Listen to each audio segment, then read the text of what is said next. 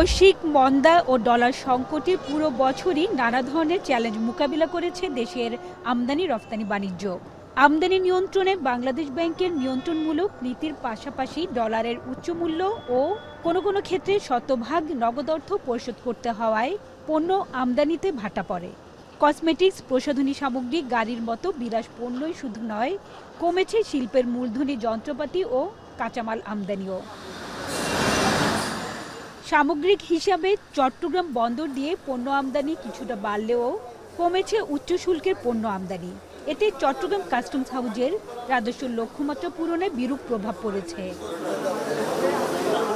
2023-24 অর্থ বছরে 77,616 কোটি টাকার লক্ষ্যমাত্রার বিপরীতে সাময়িক হিসেবে রাজস্ব আদায় হয়েছে প্রায় 69,000 কোটি টাকা।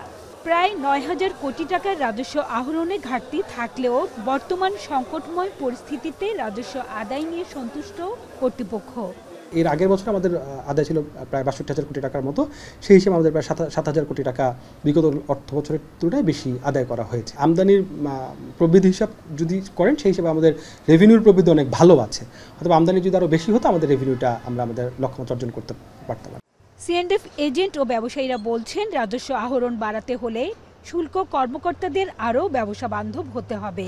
সেই সঙ্গে সমজাতীয় পণ্যের ক্ষেত্রে শুল্ক হার একই রকম বা সমান করতে হবে। উচ্চ জরিমানার কারণেও ব্যবসায়ীরা ক্ষতিগ্রস্ত হওয়ায় আমদানিতে নিরুৎসাহিত হচ্ছেন। তবে ডলার সংকট কিছুটা কাটায় নতুন অর্থ বছরে পণ্য আমদানি ও রফতানি বাণিজ্যে আবারও চাঙ্গাভাব ফিরেছে। আমদানি কম হলে রাজস্ব তো আসবে না, আমদানি বাড়লেই তো রাজস্ব আদায় হবে, কিন্তু আমদানি কম হওয়াতেই এটার ঘাটতি কিছুটা হয়েছে বলে আমি মনে করি। টার্গেটের থেকে 8,000 সাড়ে 8,000 কোটি টাকা কম হয়েছে। আমরা আসলে প্রতিটা ক্ষেত্রেই দেশের যে পরিস্থিতি সেটাতে আমরা পিছিয়ে আছি একটু করে। এইটার বৈশ্বিক পরিস্থিতি বিবেচনায় আমি খুব খারাপ বলে মনে করছি না। তবে কমলাপুর আইসিডি ও পানগাঁওয়ের চেয়ে চট্টগ্রাম কাস্টমস হাউজে পণ্যের রেফারেন্স ভ্যালু বেশি হওয়ায় অনেক ক্ষেত্রে আমদানিকারকদের বেশি শুল্ক পরিশোধ করতে হচ্ছে বলে অভিযোগ তাদের। অন্যান্য ইম্পোর্টাররা একই প্রোডাক্ট আইসিডি এবং পানগাঁও থেকে ইম্পোর্ট করতেছে $1.5 রেফারেন্স ভ্যালু $1.5 হিসাবে। একই আইটেম এখানে $3 তারা অ্যাসেসমেন্ট করতে চাইতেছে। সেক্ষেত্রে আমরা একটা 20 ফিট কন্টেনারে 22-24 লক্ষ টাকা আমরা বেশি দিতেছি এখানে। এদিকে বছরের শেষ প্রান্তিকে আমদানি রফতানি বাড়ায় এক বছর পর আবার কন্টেনার হ্যান্ডলিং 5.5% বেড়েছে চট্টগ্রাম বন্দরের। বেড়েছে কার্গো হ্যান্ডলিংও। তবে গেল বছরের চেয়ে জাহাজ কম ভিড়লেও বড় জাহাজ আসায় সমাপ্ত অর্থ বছরে চট্টগ্রাম বন্দর প্রায় 31,69,000 TEUs কন্টেনার হ্যান্ডলিং করেছে, যা গত বছরের চেয়ে প্রায় 1,60,000 TEUs বেশি।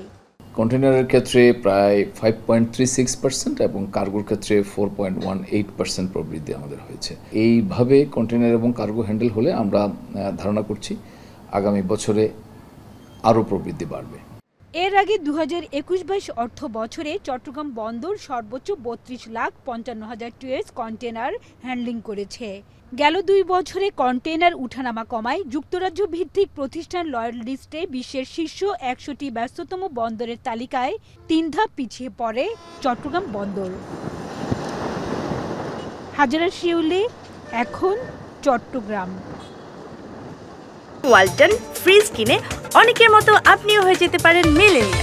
সেরা পণ্যের সেরা অফার।